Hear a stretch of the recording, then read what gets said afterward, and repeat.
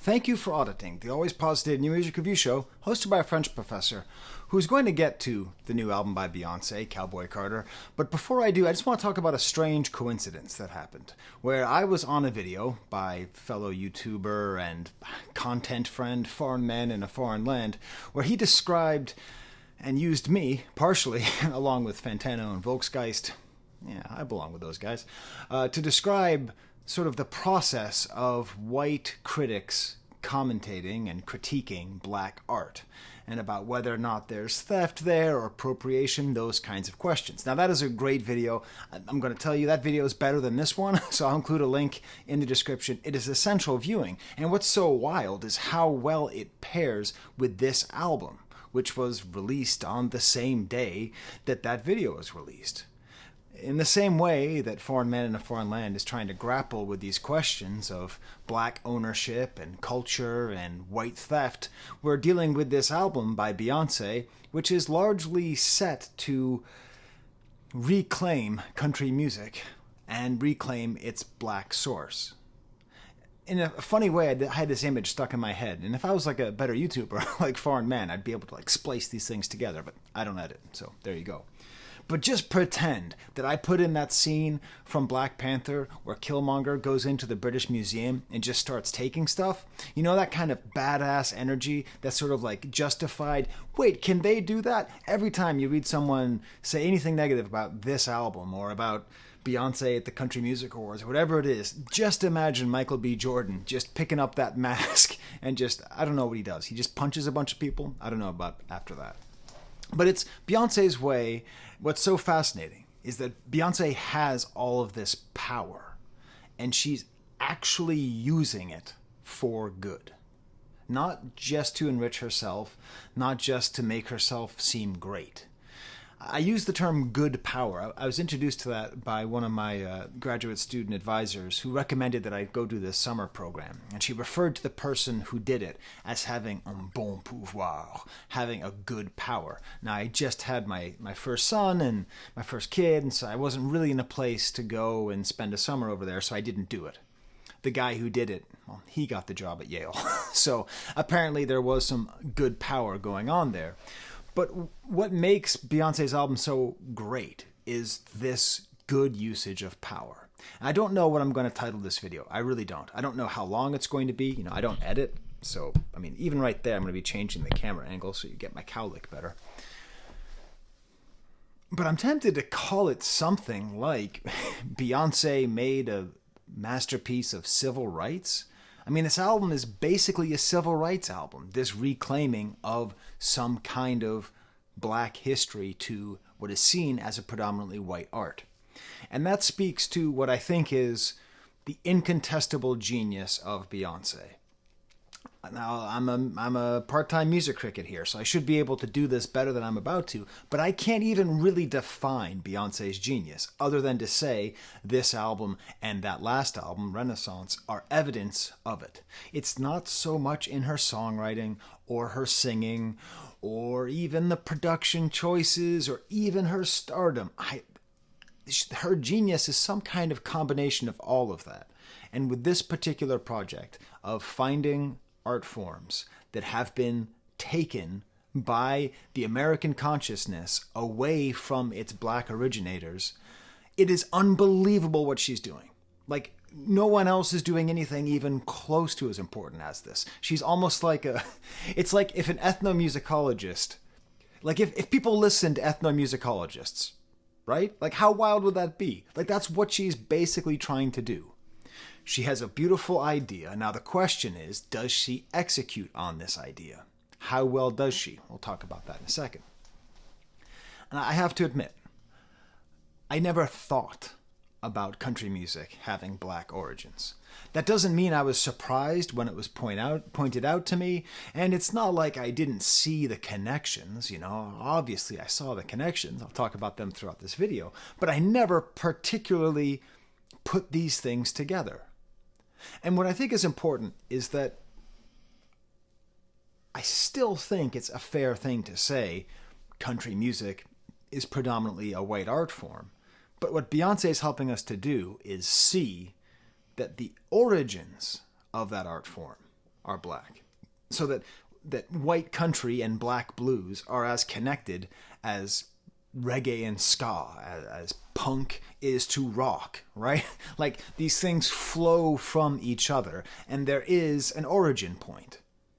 And by doing that, it then undercuts and contests the idea that it is a white art. Because, of course, it can't be if its origins are not exclusively in the white culture. And don't listen to me. I'm going to include another video to a better, someone saying it better than I did, someone named Queen Esther. If you haven't seen this video, it's like 11 minutes long. She describes the black history of country music. She does it with a guy playing banjo. She explains it so well. I'll include a link to that in my description as well. Seriously, I'm going to be pointing you to some pretty good black creators here who you should listen to more than me. But listen to me as well, you know? That's what's great. I'm going to have some cool ideas here that they won't have, and they will have some cool ideas that I won't have. That's how we all learn, and you can hopefully come to properly appreciate this great artist. So, you know, Queen Esther, in her video, she explains very simple things, right? Like, the banjo comes from Africa. I study languages. Banjo doesn't come from any... that doesn't come from French. Banjo. Only in the 1940s, apparently, did white people start to use banjos to make bluegrass, which would become the basis of a lot of country music. Meanwhile, at the same time, a lot of the black musicians moved away from banjos towards guitar, which she points out changes the nature of the rhythm and what's played and how the music changed, which would eventually lead into rock and roll. The most interesting point, and this is what Beyonce is really fighting. This is the significance. This is why, I don't know if she has the Presidential Medal of Freedom or whatever the hell it is, but she should have it by now, is that there was a, and this was described in the Queen Esther video, there's a certain point where a kind of false nostalgia, all nostalgia is false, a kind of false nostalgia, a story was written about antebellum South, about South before the war.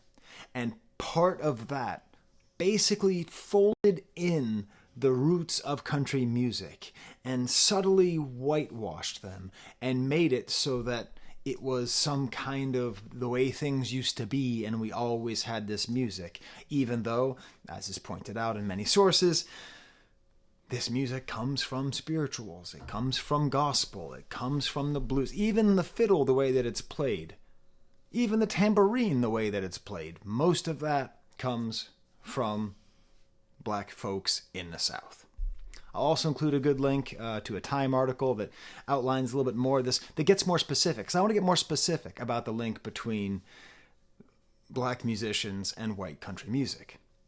Apparently, the Carter family was largely inspired and instructed by someone named Leslie Riddle, Johnny Cash by someone named Gus Cannon, Bill Monroe, considered the king of bluegrass. I should have a Bill Monroe CD up here. I love Bill Monroe stuff, and the Monroe Brothers, by someone named Arnold Schultz, and most importantly,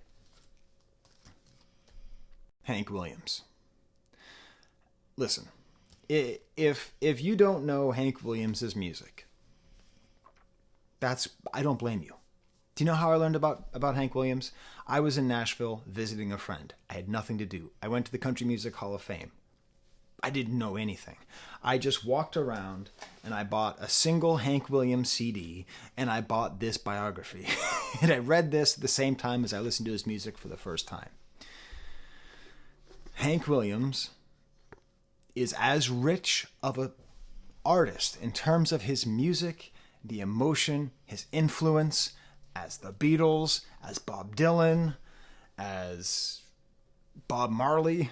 Okay? I know that sounds crazy that I'm saying that, but seriously, when it comes to country music, he is the greatest. He is the beginning, and he is the greatest country musician, I think, that can ever be. And the reason that I related so much to Hank Williams, I'm now understanding. I've loved blues my whole life too, right? Willie Dixon, Muddy Waters, Howlin' Wolf, John Lee Hooker, just listening to John Lee Hooker the other week, right? I love blues music, you know, but obviously there's some kind of divide there that I understand. There's no way I can directly relate to a lot of things, but somehow, maybe it was race, maybe it was just his kind of awkwardness, I don't know what it was, but there's something about the way Hank Williams wrote. Maybe it was his eating disorders. There's something about the way that he wrote that connected with me immediately when I was in my 20s. Just like I was kindred spirits with him. And this is what Beyonce did. Hey, I've done over 1,000 videos. I have a book. I have a library. It smells of rich mahogany. I have jackets with actual elbow patches, okay? And I had never put any meaningful thought into the black origins of country music. I just kind of figured, well, basically, Hank Williams sort of figured it out and put these things together, and that was the beginning. But now I'm going to do some research. Okay, I'm going to share some research with you by Colin Escott with my crooked glasses. My dog Toby, who's over there, chewed them up so they're crooked. It was probably in Georgiana, this is in Alabama where Hank Williams grew up, that Hank met one of his acknowledged musical influences, a black street musician named Rufus Payne. His nickname was Teetote, a pun on teetotaler, which came from a homebrewed mix of alcohol and tea that he carried in a flask at all times. Details about him are sketchy. His death certificate states he was approximately 55 years old, yada, yada, yada. Hank Williams meets him and learns from him. Quote, exactly what passed between Hank Williams and Ruf Payne will never be known for sure. He may not have remembered too many songs that Payne had taught him, but the lazy swing and sock rhythm of his up-tempo records were almost certainly Payne's legacy. The ever-present blues feel that permeates Hank's work is also something that Payne probably brought out. Okay, this is the guy, this is the beginning, the rock of country music. Hank Williams, this is it. Senior, don't you dare come near that junior, okay? And right here it's explaining the rhythm guitar, the way that he played his guitar, the way that he swang, okay? Now, as unfashionable as it was at the time to acknowledge the influence of black musicians, Hank Williams later went out of his way to give Payne full credit. Quote, all of the music training I ever had was from him, he told the Montgomery Advisor in 1951. I learned to play the guitar from an old, Colered man. I don't know how it sounds coming from my voice. He played in a Colered street band. I was shining shoes, selling newspapers, and following this old Nigrah. I don't think that's an N word. I think that's just an outmoded word. Around to get him to teach me to play the guitar. I'd give him 15 cents or whatever I could to get a hold of for lessons. Okay? So, this Beyonce didn't do that. Beyonce doesn't have a song that talks about Teetote and Tote Payne. No relation, I hope. Tote Payne. That could be. Tote Payne and Hank Williams, right? She doesn't do that. But this is the road that she is opening up for us. So anyways, if you ever really want to have a good time with country music, get this book by Colin Escott. Get a good compilation of Hank Williams' music and just listen and enjoy. It is as much fun as I have ever had listening to country music. Now, I also enjoy the Carter family, and I think that's my little... Sorry, my dog Bo is snoring over there. I can't stop him. I also think that calling it Cowboy Carter has to be an intentional reference to the Carter family as well, right? Because the Carter family is one of the foundational families of country music. Sort of along with Hank Williams, there's a sort of if there was a Mount Rushmore of people who started country music, you'd have Bill Monroe, you'd have Hank Williams, and you'd have, I guess, all the Carter families up there. And I sort of wonder if Cowboy Carter isn't trying to make it seem like maybe there is a new Carter family, which is an R&B singer, an R&B pop diva, and the greatest rapper of all time, Jay-Z. I made a video about that once.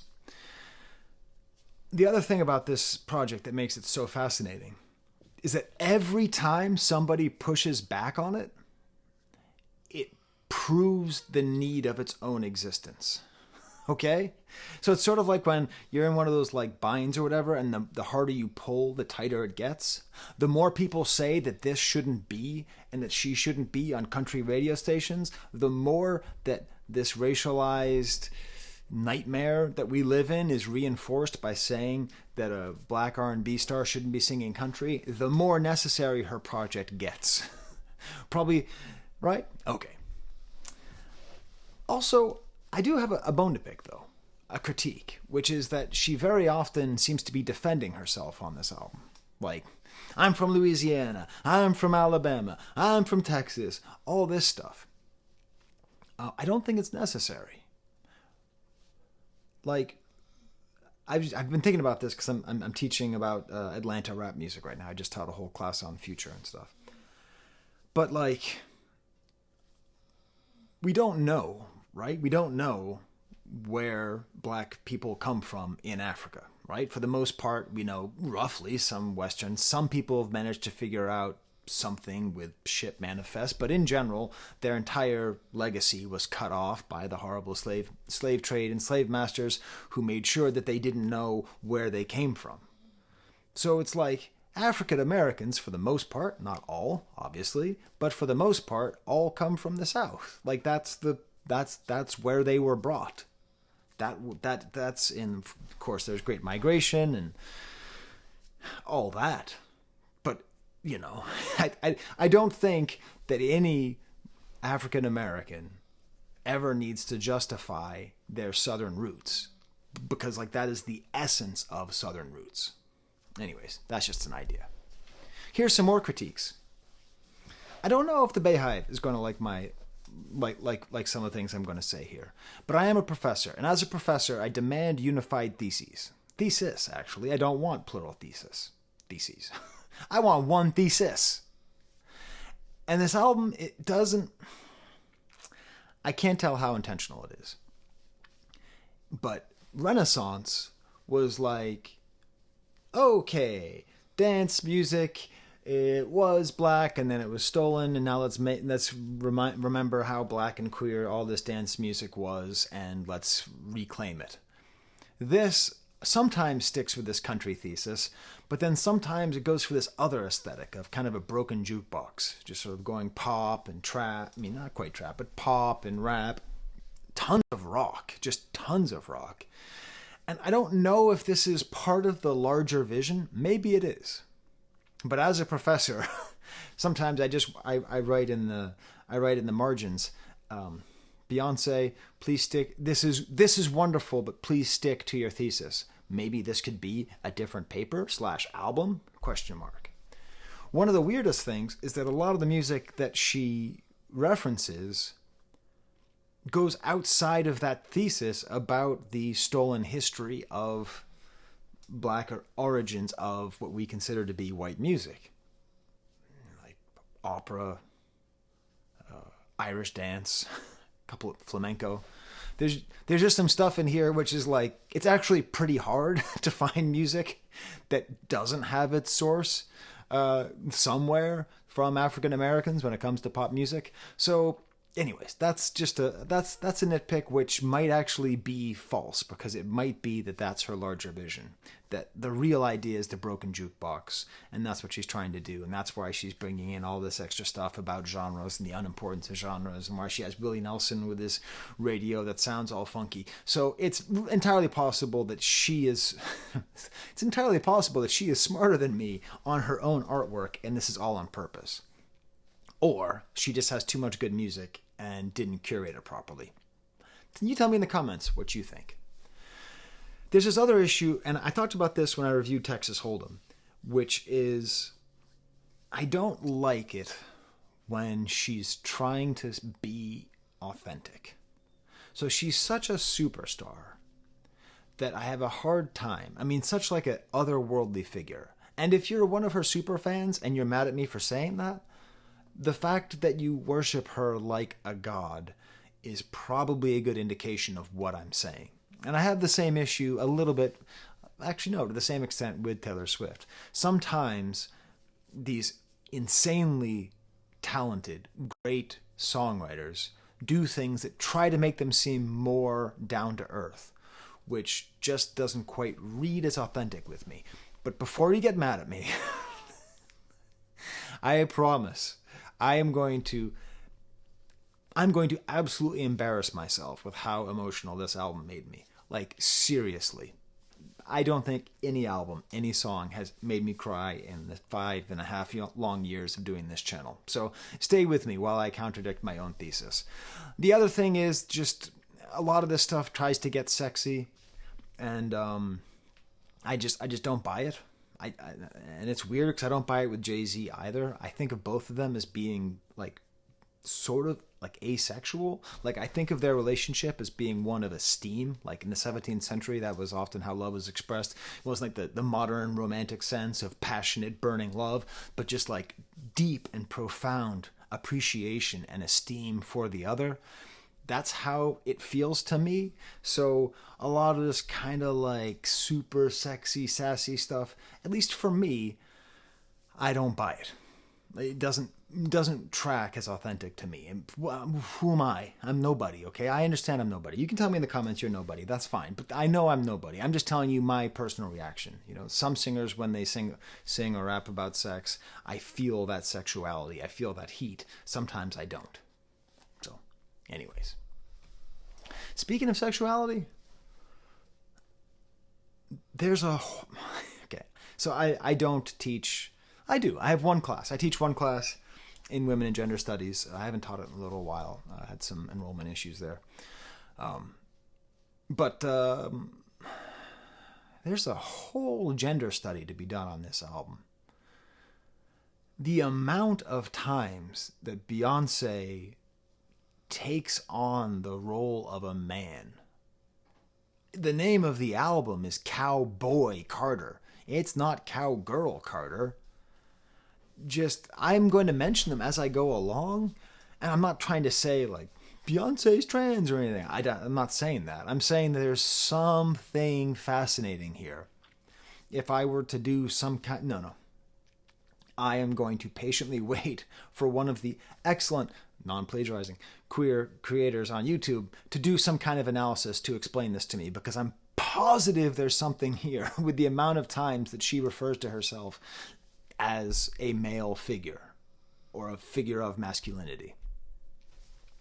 My final nitpick is, again, I'm not sure if it's a nitpick, but she has a lot of interesting guest stars who are from the history of country, but she doesn't actually do stuff with them. Her collaborators are mostly just kind of modern pop stars. So we'll get to that. One of them is just terrible. There's one bad song on this album, and that's with one of those collaborators. I'll let you guess which one. You can tell me in the comments which you think is the bad collaborator.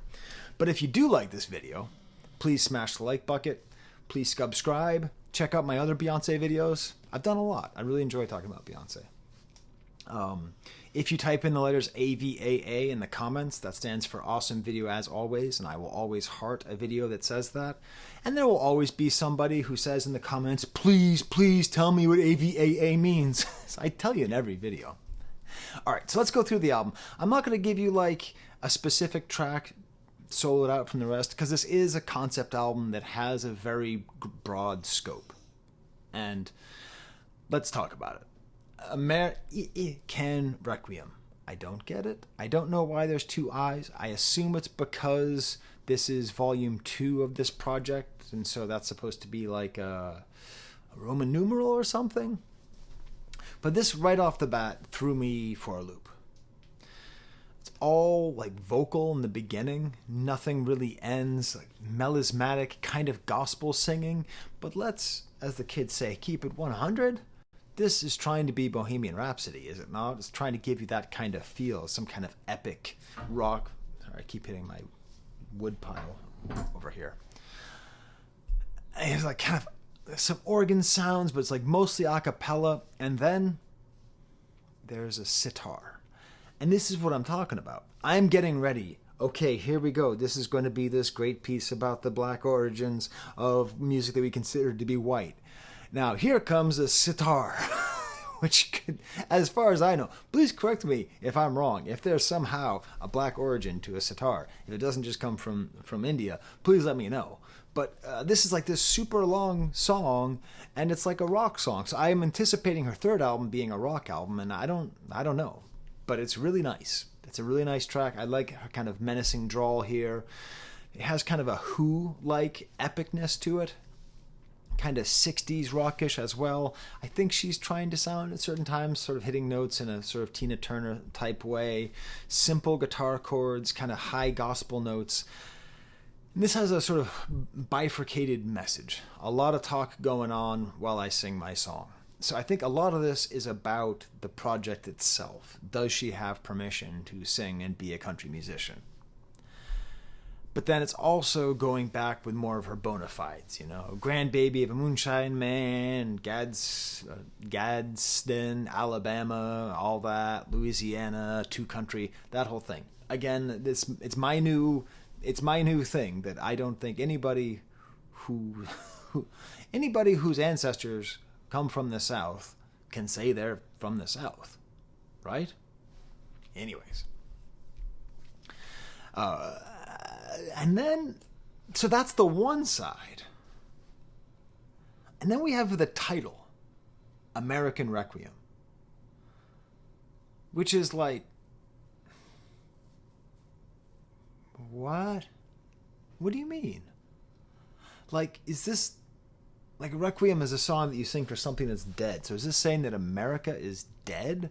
The album isn't really about America being dead. It's mostly about reclaiming these roots. So I'm a little mixed up. This is, again, where I'm writing in the beautifully written, but I'm not sure if this fits your thesis. I don't know. And again, please, I am just some dude on the internet. So please feel free to correct me in a long paragraph about how really actually American Requiem totally makes sense for the entire thing. I mean, it's interesting talking about I cleaned my father's sins. It seems to be partly talking about the past, but I don't quite get it. Then we get to Blackbird. Written by Paul McCartney, So I'll include another link here to Paul McCartney talking about this song. I'll put that in the description. Because this song only gets... Okay. If you told me Beyonce is doing a cover of Blackbird, if you just told me that fact 10 years ago, I would have been like, ugh, hard pass. Well, we didn't say that back then. I'd be like, not tubular. I would just not want that. That sounds terrible to me. Like, Blackbird is such a hacky song to play. It's like such, I mean, it's a good, okay, fine. It's a good song. It's a good Beatles song. I wouldn't call it a great Beatles song because it's just kind of so preachy and all that. But me of 10 years ago is totally wrong. Me of 10 years ago doesn't understand what she's doing with this whole project. The me of right now is legitimately getting goosebumps to talk to you about this song and about what she did. When Paul McCartney talks about this song, why did he write this song? Because he was watching the news. He was watching the news, oh boy, and he sees all of the civil rights movements and the Rosa Parks and Alabama and especially Arkansas, he says. I don't know exactly. No, actually, that does make sense. And he just thought, well, sometimes if you write songs, people hear them and you can help them. So his goal was to give a little bit of hope to people who were suffering in America, to black people who are suffering in America. But we're not done. Because obviously the lyrics, Blackbird singing the dead of night, take these sunken eyes and learn to see, take these broken wings and learn to fly. All your life you were only waiting for this moment to arrive, Blackbird fly, that whole thing, right? It's this whole concept of like a blackbird. Is always clear that that's what it was about. But what I learned from watching this interview is British people use the term bird to refer to women, to refer to girls. The song is actually Black Girl Fly. He wrote it intentionally, trying to be some kind of hope, hoping that his music would represent some kind of hope to a black girl who was suffering oppression in the South of the United States. And now Beyonce is taking that quality idea, maybe a little preachy, maybe a little colonial and problematic, but I don't think so. But that's an open interpretation. But let's give him the benefit of the doubt, So this song that is written for black girls in the South is now being covered by not just one black girl in the South, but one who is using her bon pouvoir, who is using her good power to feature a whole mess of other black female country stars. So she is taking the message of the song and recontextualizing it. And then, going one step further, you are only waiting for this moment to arrive or to arise. I've heard it both ways. Paul McCartney says it both ways as far as I can tell. You are only waiting for this moment indicates that this moment of liberation is what the little girls, what they were fighting for in the civil rights movement, that this kind of hope that Paul was trying to give was actually realized. And then on top of that, Beyonce, using her power, gives the moment to these singers who now get to put on their resume that they were on Cowboy Carter by Beyonce. All of those singers, they are now able to book 10 times as many shows, 20 times as many shows. Are you kidding me? I'm not saying they're going to be able to live forever and never have to work, but I'm saying they were given a huge leg up. Incomprehensible. Because, let's face it, black country stars are always marginalized, are always forgotten, are always stepped over, because it's not seen as their art. So Beyonce shows up and says, A, this is our art, and B, these are our artists doing it. And they're going to be on the #1 album, and they're going to sing this song, and they were only waiting for this moment to arise. It's better than the Beatles version.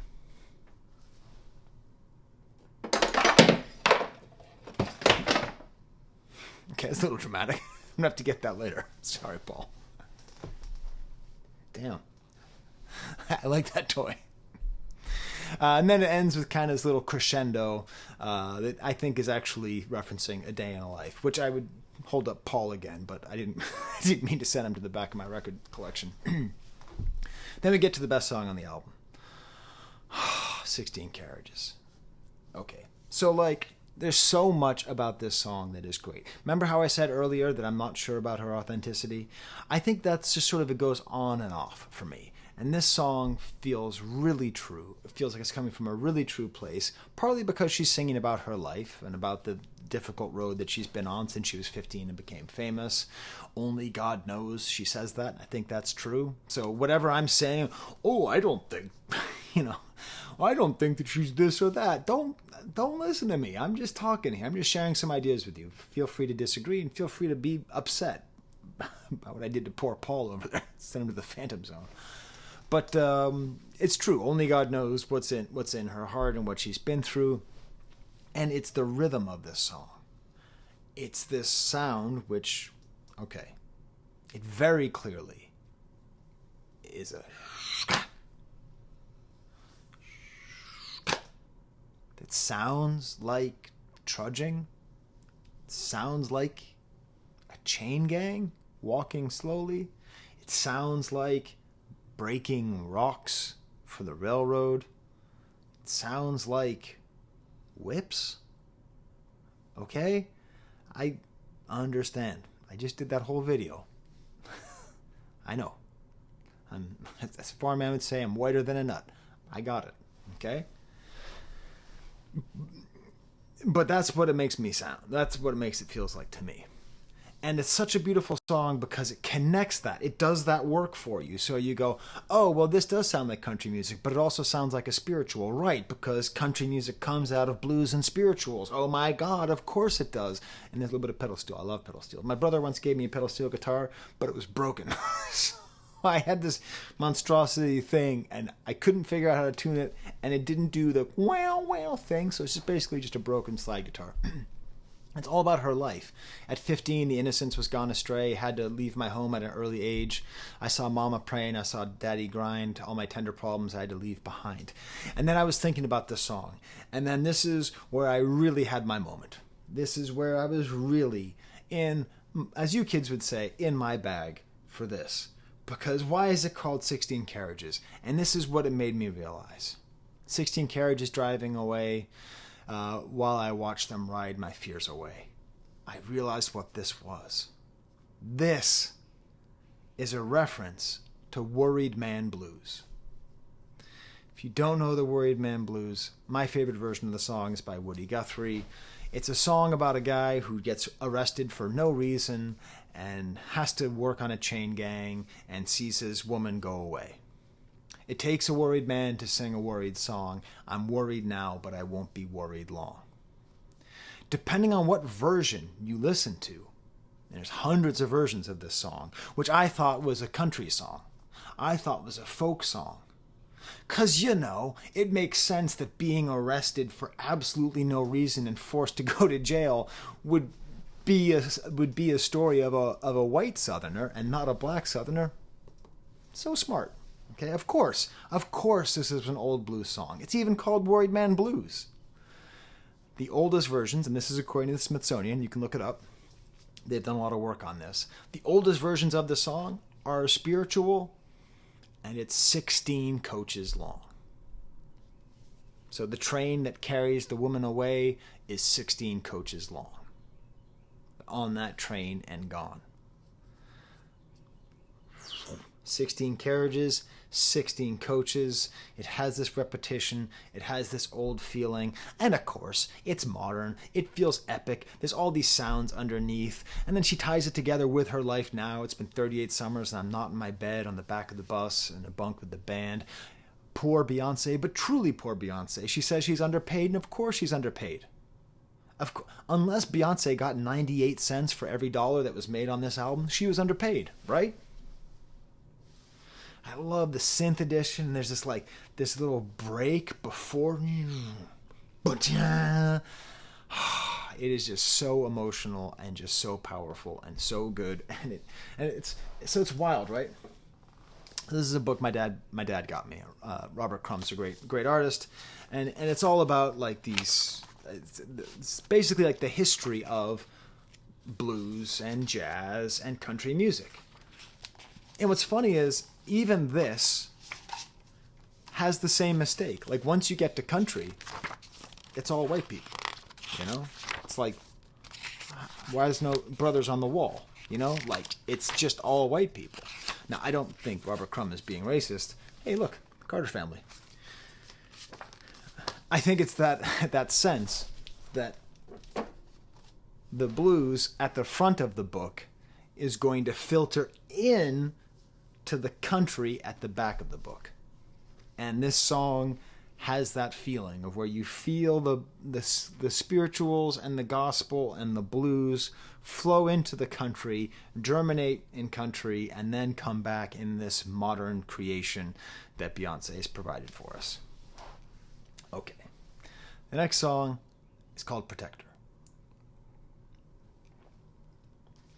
Now, if you're with me and you've been mad at me for anything I've said, you're going to love me by the end of this song. Okay? I promise. So it's featuring Rumi Carter, and I actually was thinking, is this going to be an ancestor of the Carter family, or is it going to be one of her kids? Because I don't know. I don't know the names of her kids. I know one of them is Blue Ivy, but I don't know the names of the rest of her kids. And it turns out it's her daughter who just says something at the beginning of this song. And this is what I did. So I don't believe in doing reactions, okay? I'm too arrogant. I think that's beneath me. I don't even believe in giving ratings, right? I think that's beneath me. I'm a terribly arrogant guy, right?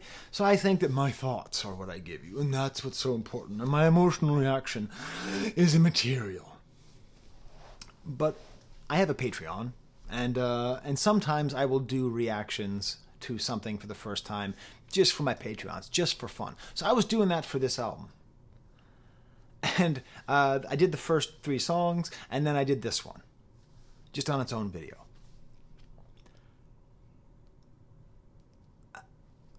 I'm going to share it with you, okay? So look in I'll put it up here sometime soon, and I will include a link in the description because it needs to be seen.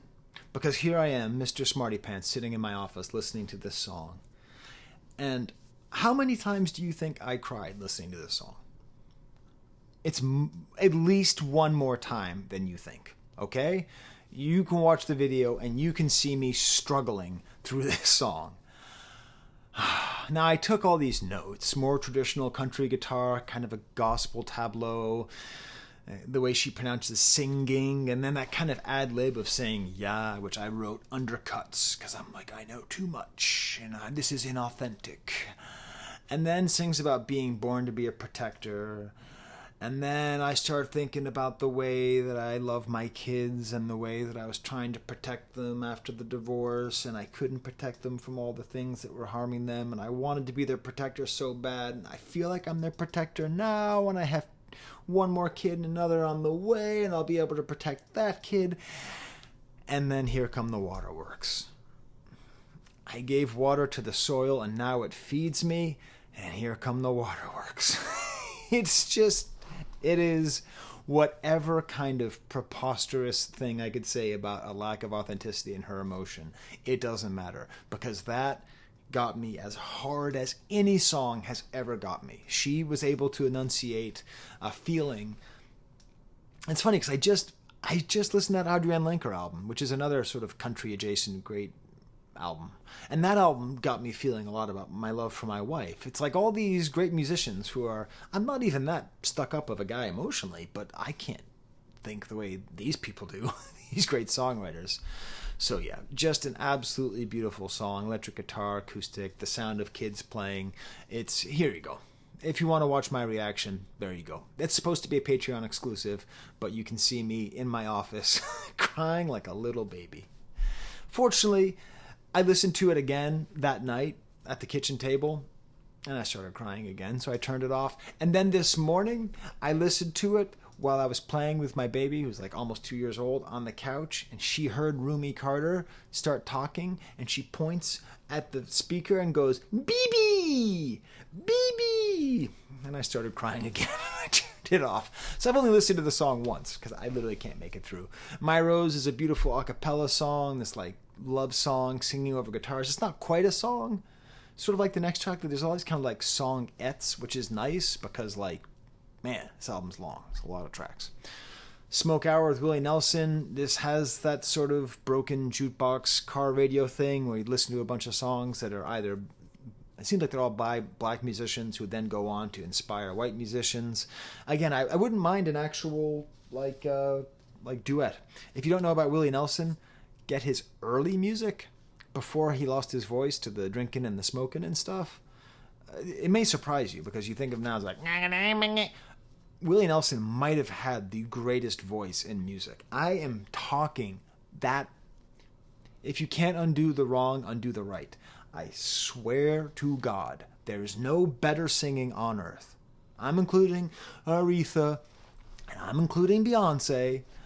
If you can't undo the wrong, undo the right. Listen to that song by Willie Nelson. But anyways, he can't sing that way anymore. Next song is called Texas Hold'em. I did like a half-an-hour video about that. I'm not going to talk about it again, except I will say this. Rick Beato did a video where he talked about like modern music being bad. And I stand with Rick Beato. I love my brother from Fairport. Go Raiders. Actually, don't go Raiders. You know, I like Rick Beato. But dude, you're wrong. What are you gonna say about this song? Just pack it up.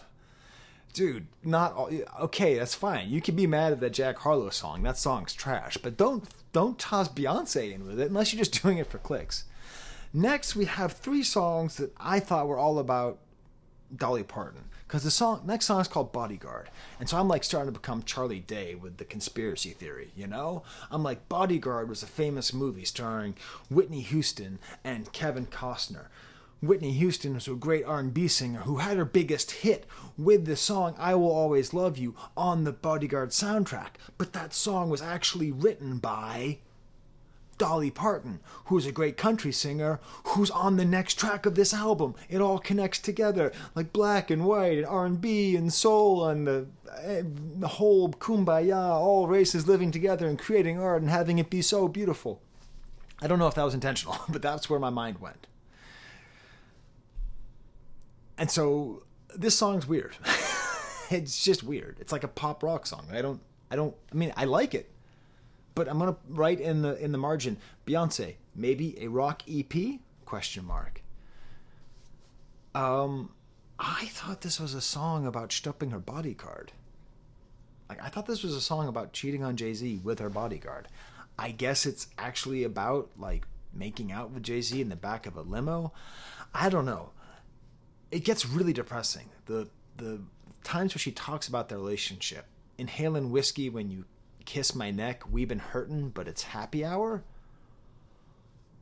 Bro. Jay, Sean, Hove, whatever I can call you, Mr. Carter. They were going to give me $500,000, but I told them keep it just so we could have this dinner together. Dude, you need to go to some couples therapy. If that's the way your wife is talking about inhaling whiskey when you kiss my neck, we've been hurting, but it's happy hour. Whoa. I could be your bodyguard. This is one of those gender swaps. But I mean, I guess there have been female bodyguards, but I don't think there's ever been a female bodyguard of a man. And it's also weird because like this is a protector figure. So she's like a protector of her daughter and then now a protector of her husband. It's this very weird thing. And then she refers to herself as John Wayne.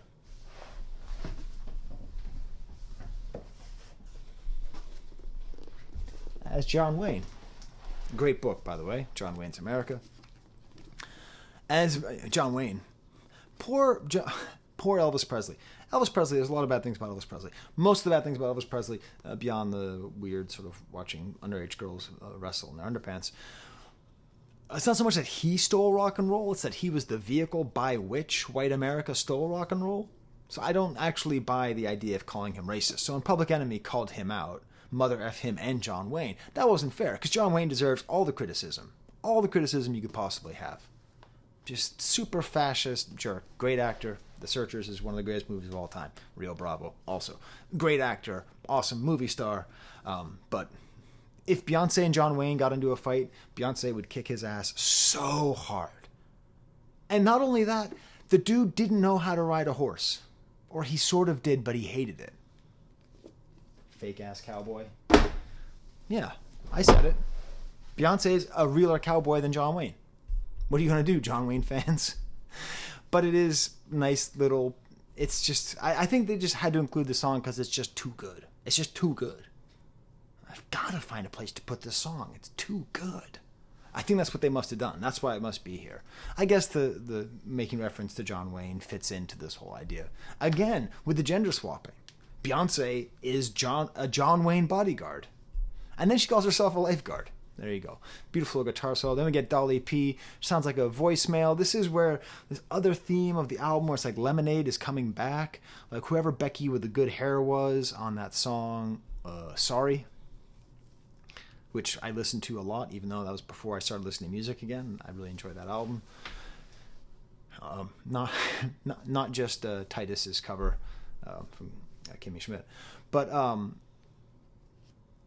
so it's interesting because it's like putting forth, it's like a reverse influence. So it's talking about how Jolene is a song about a seductress who tempts her man, and also Lemonade was about that. So it's a fun connecting again of these things. And then I watched an interview with Dolly Parton about this song, about Jolene. And apparently it was about a cute woman who worked at a bank who flirted with her husband. And she said, he spent more time at the bank than we had money. That's a very funny joke. It's interesting because it's like, I like this cover. I mean, this song's been covered so many times. And it'll never... If I had a Dolly Parton doll, it would be safe. I would not be able to knock over the Dolly Parton doll. Okay, I'm going to stick with my general thesis, by the way, about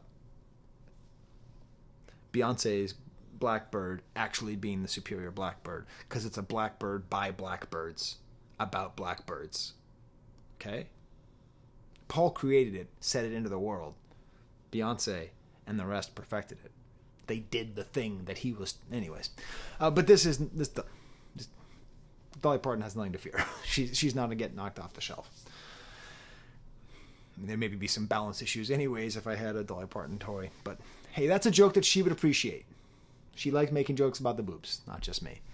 But I do like how Beyonce kind of changes the lyrics and gets sort of like, I'm a Creole banjee bitch from Louisiana. I don't know what banjee means, so I hope that's not like... I hope I can say that. I don't think I can't. But I like how she kind of like changes a little bit. Then we get to the song Daughter. I was ready, okay? I was like this. Okay, Beyonce, what do you got, huh? You think I'm going to start crying again? You got a song called Daughter? I am all ready. Do I care? Did I have 2 daughters? Do I care? And whatever you throw at me, I'm going to be able to emotionally handle this time. And then it had nothing to do with her daughters. It had to do with her dad. So, whatever. My dad died last year, but Beyonce's not going to get me to cry about my dad. So it didn't move me, but it's an interesting song. The guitar reminds me a lot of almost like Leonard Cohen or something. Like there's a real sort of intimacy and coolness with the guitar, but I thought this was a Dolly Parton series of songs, but it's actually more about this Becky with the good hair, because it's sort of like the song about the Bodyguard is like this like negative marriage, and then the person who threatened it, and then now your body laid out on these filthy floors, your blood stains on my custom coutures. Bathroom attendant let me in, she was a big fan as I bathe in your blood. She's having some kind of weird fantasy about killing Becky with the good hair, about killing Jolene. But it might be the best song on the album because I love the way the strings replace the guitar. It's just beautiful. And then she starts singing Caro Mio, the opera. And she sings it well. The weird thing is, during COVID, my daughter took voice lessons with an opera singer. She did 2 things. One, she did vocal warm-ups, which sounded like a drunk pigeon. Right? That's the way she'd warm up. And then she'd sing O Caro Mio. So she got me anyways. But that wasn't on her. That's because I was listening to the song for the first time, and I was at the kitchen table, and my daughter said, "Hey, it's O Caro Mio." And then I remembered COVID, and I remembered how happy I am. So that's not on her. My emotions have nothing to do with this song. And it's interesting because, opera is one of those few art forms which is not largely formed by the Black American experience. So there you go. Or popular music forms that are currently in existence. Next song is called Spaghetti. That's a cover of Eminem's Lose Yourself. I get one joke per video, and I spent it on that one. This starts off with Genres Are a Funny Thing. This is by the country singer, who I'll talk about more a little bit later. And I like this because it's just sort of telling you, hey, Sky, shut up, throw your red pen away. Actually, I don't use a red pen because if you're ever a teacher, don't use a red pen. It messes with students' self-worth. Just using a different color pen. I'm going to put away my green pen. Now, my students are afraid to see green. I'm going to put away my green pen because she's just saying, hey, I'm going to do what the hell I want. I'm Beyonce. So part of this album is going to be about recapturing country music. The rest of this album is going to be me just doing, and I don't know, because not all the producers are listed here, but this has to be Swizz Beatz, because the way, the rattiness of the beat, the way the guy says, oh, but maybe I'm wrong. Tell me in the comments when it comes out. And there's like this Brazilian funk sample, and I was like, oh, didn't Kanye do that? So I went to Lyric Genius, and it happens to be a guy named Brejo Miu, Brejomeu, commented. I'm just going to quote them right now. First, Kanye samples DJ Roca. Now Beyonce samples DJ Mandrake. Let's go. So Brazilian funk is having a moment. She raps and like super well. I'm still on your head like cornrows. Good line. Gets super awesome with this kind of like stressful sound. That's why I think it must be Swizz Beatz, because he's able to make these like kind of ratty sounds that are just so aggravating. Plain Jane Spaghetti, no sauce. Beautiful lyric. I don't like how she's talking about having shooters. It's like, you don't have shooters, Beyonce. You don't have, come on. You have $1 billion. You don't pay people to shoot people. You don't need to pretend to have shooters. When you're that rich, you don't need shooters when you're that rich. You own everything.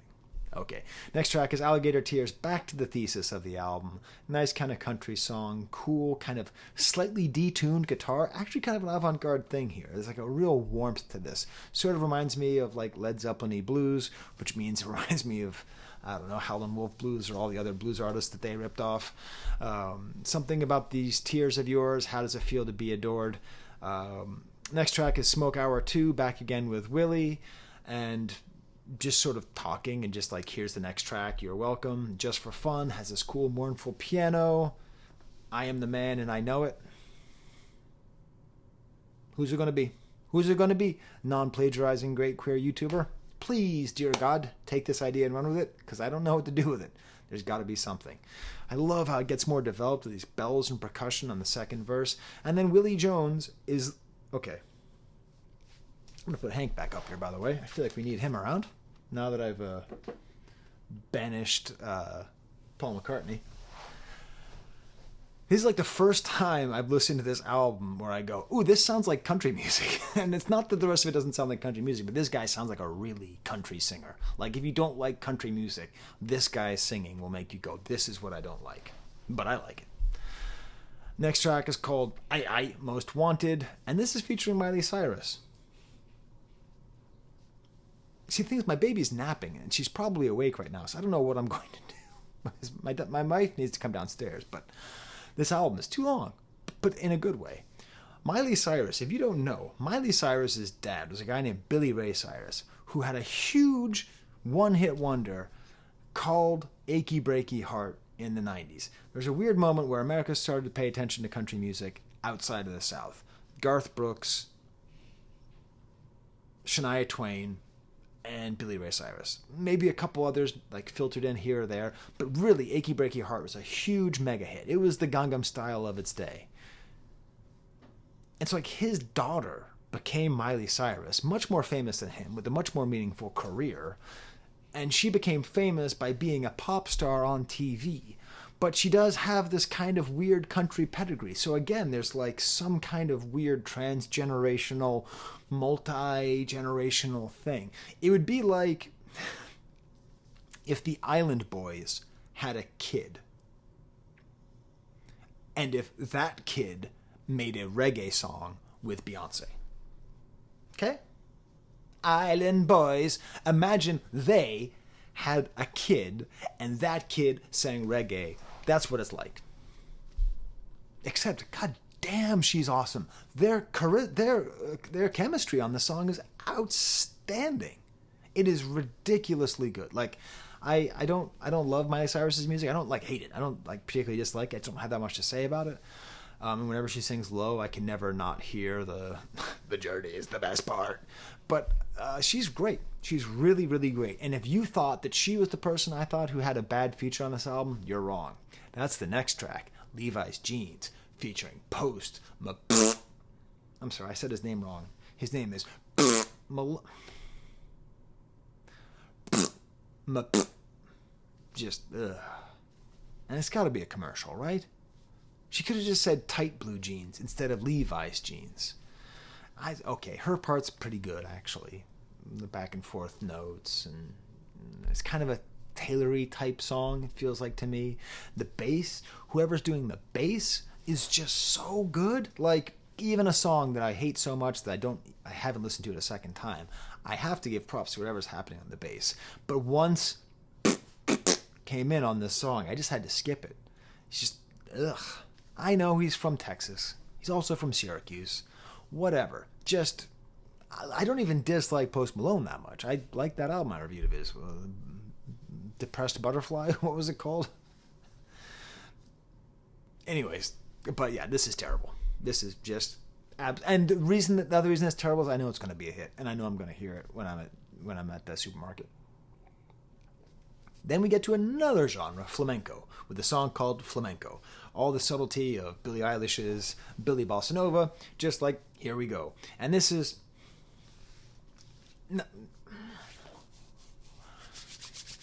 Flamenco is another art that has its whole other history of marginalized people interacting with the dominant culture. So flamenco was primarily a Roma art.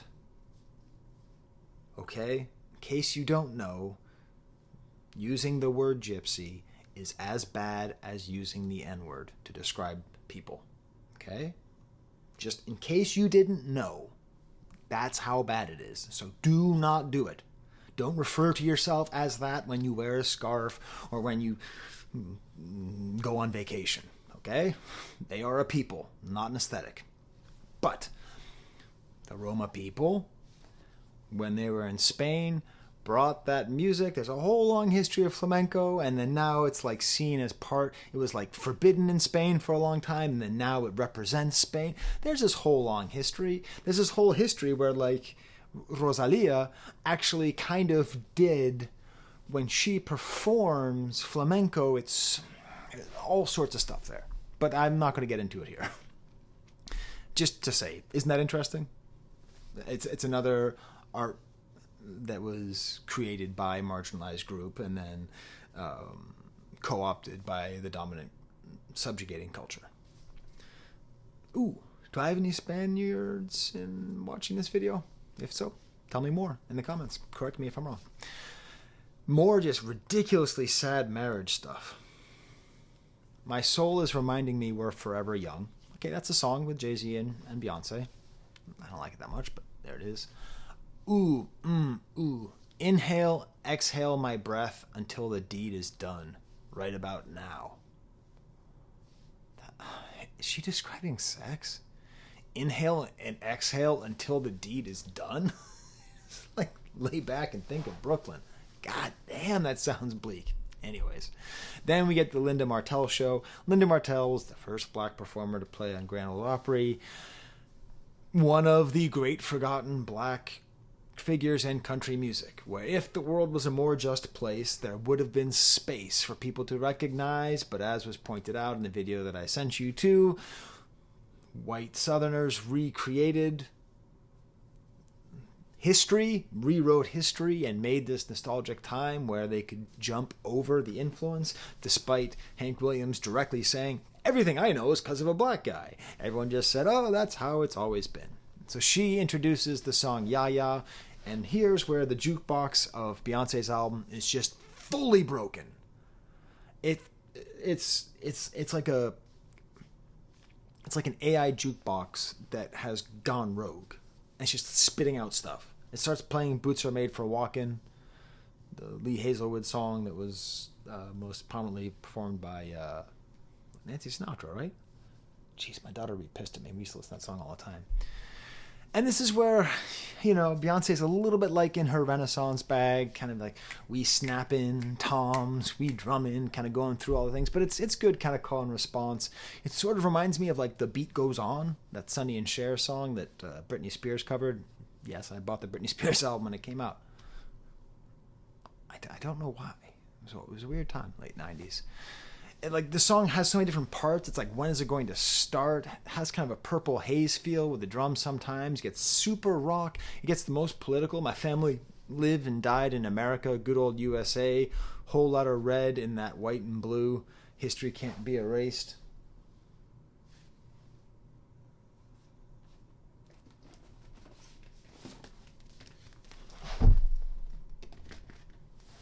Whole lot of red in that white and blue. History can't be erased.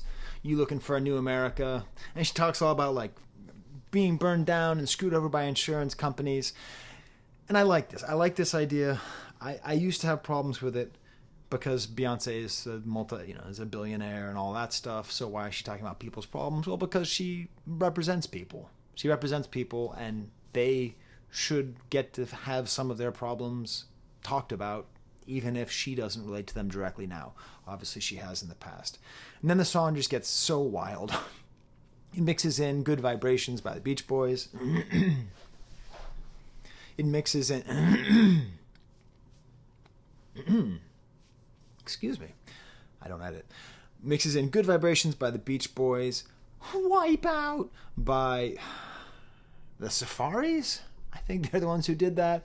She's singing super hard. She talks about going from Texas to Gary, Indiana, where both rapper At Large Auteur and the Jackson 5 are from. And then she says the word lover boy. And I just got to take a second because she says, oh, lover boy. And she's clearly quoting Sylvia and Mickey's song, Love is Strange. Ooh. Right? You know that song. You saw Dirty Dancing. You know Love is Strange. Sylvia Robinson, who sang that word, is the reason that rap music became popularized. She was the first person, immigrant from the Caribbean, arrives in America, makes a rock hit, goes to a rap concert for her birthday. And she's like, well, can you buy this music? No one's ever recorded it. And she was like, okay, well, we should record hip hop. And she went around and talked to Lovebug Starsky and Grandmaster Flash and anybody who listened to her. Everyone said, no, we don't want to sell. You can't make music selling rap albums. So she went to a pizza parlor, got some guy named Big Bang Hank. They grabbed a couple other people and recorded Rapper's Delight by Sugar Hill Gang. Okay? The popularization, the mainstreaming of rap music is because of Sugar Hill Gang. It's because of the vision of Sylvia Robinson, the woman who said, oh, lover boy. Now, I don't know if Beyonce knows all that and if that's what she was trying to communicate, but that's one of my joys in teaching hip-hop class, is we just get to all this history, you know? All these hidden histories. Why the hell isn't Sylvia Robinson on a stamp? Next track's called Oh, Louisiana. And it was funny because I was listening to it. I was listening to it just on my headphones. I didn't have anything in front of me. I was like, so it's a pitched up rock song. And I was like, is that Taj Mahal? No. I think it's Chuck Berry. And it was. I looked it up as Chuck Berry. And having this on here is sort of reminding me of how Drake used DJ Screw on his last album. Next track is called Desert Eagle. Kind of a funky bass. I don't know. This is part of these like sex songs, which is just like drink me till it's done, eat it up, keep it classy if you love me like a lady, do-si do it, get creamy in the middle, one bite and the box is yours. Ugh. Jesus. Oh, too much. It's too much. You're doing too much. It's okay. It leads right into Riverdance. Okay, this is what I'm talking about. Like, this is wild. Riverdance, there was a whole time, it's hard to even understand this. The 90s had two separate weird crazes. One was Gregorian monks, which I'm surprised are on this album, and the other was Irish dancing. And this sort of like has a little bit of that sound, and it's like kind of like a simple ditty. Wrap me around your wedding ring. Is this about infidelity? I don't know. Talking about like sexuality as a gun, staring down the barrel of his gun. A lot of like gun as penis stuff here.